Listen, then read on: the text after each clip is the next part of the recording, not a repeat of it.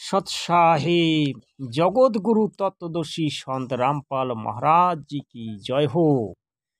पवित्र गीता जी की चारों पवित्र वेदों का ही सारांश है। पवित्र गीता जी चारों पवित्र वेदों का ही सारांश है, जो भक्ति के लिए प्रभु का संविधान है। संविधान की अवहेलना करने वाला दोषी होता है।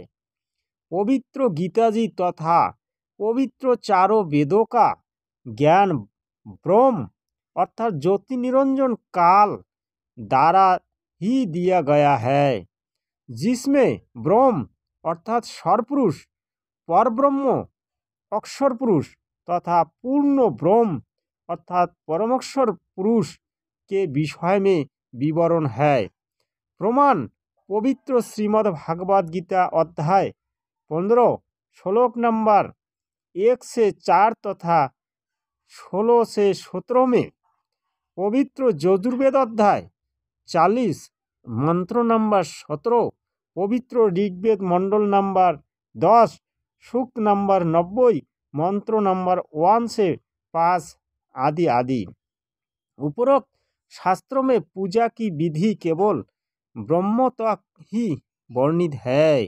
पूर्ण ब्रह्म की पूजा की विधि के विषय में पवित्र गीता तथा पवित्र वेदों का ज्ञान दाता ब्रह्म अर्थात ज्योति निरंजन काल ने कहा है कि उस पूर्ण परमात्मा के विषय में मुझे ज्ञान नहीं है। उसके लिए किसी तत्वज्ञान युक्त तत्वदर्शी संतों की खोज कर, फिर जैसे वो तत्वदर्शी संत बताए वैसे साधना उस परमात्मा की कर। प्रमाण पवित्र गीता अध्याय 4 श्लोक नंबर 34, यजुर्वेद अध्याय 40 मंत्र नंबर 10। सतसाहिब अपनी साधना के विषय में पवित्र श्रीमद् भागवत गीता के ज्ञानदाता ब्रह्म ने अध्याय 8 मंत्र नंबर 13 में कहा है, ओम इति एकाक्षरम ब्रह्म व्यायोहरन माम अनुसरन ज प्रजाति तजन देहम स्वजाति परमाम गतिम। इसका शब्दार्थ है कि गीता बोलने वाला ब्रह्म अर्थात काल कह रहा है कि माम ब्रह्म मूस ब्रह्म का तो इति यही ओम एकाक्षरम ओम अर्थात एक अक्षर है, उच्चारण करके अनुसरण शरण करने का जो साधक त्याजन देहम शरीर त्यागने तक अर्थात अंतिम श्वास तक प्रयाति अर्थात शरण साधना करता है, वो साधक ही मेरे बाली परमाम गतिम परम गति जाति प्राप्त होता है।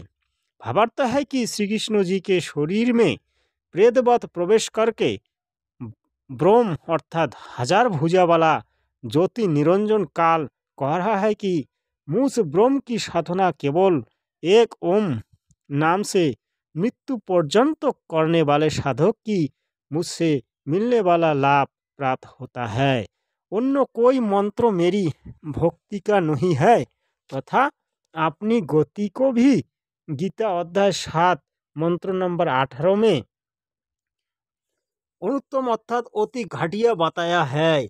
इसलिए गीता अध्याय 18 श्लोक नंबर 62 में कहा है कि अर्जुन सर्वभाव से उस परमेश्वर की शरण में जा, तब तू पूर्ण मुक्त होकर परम शांति को तथा सतलोक अर्थात सनातन धाम को प्राप्त होगा। यदि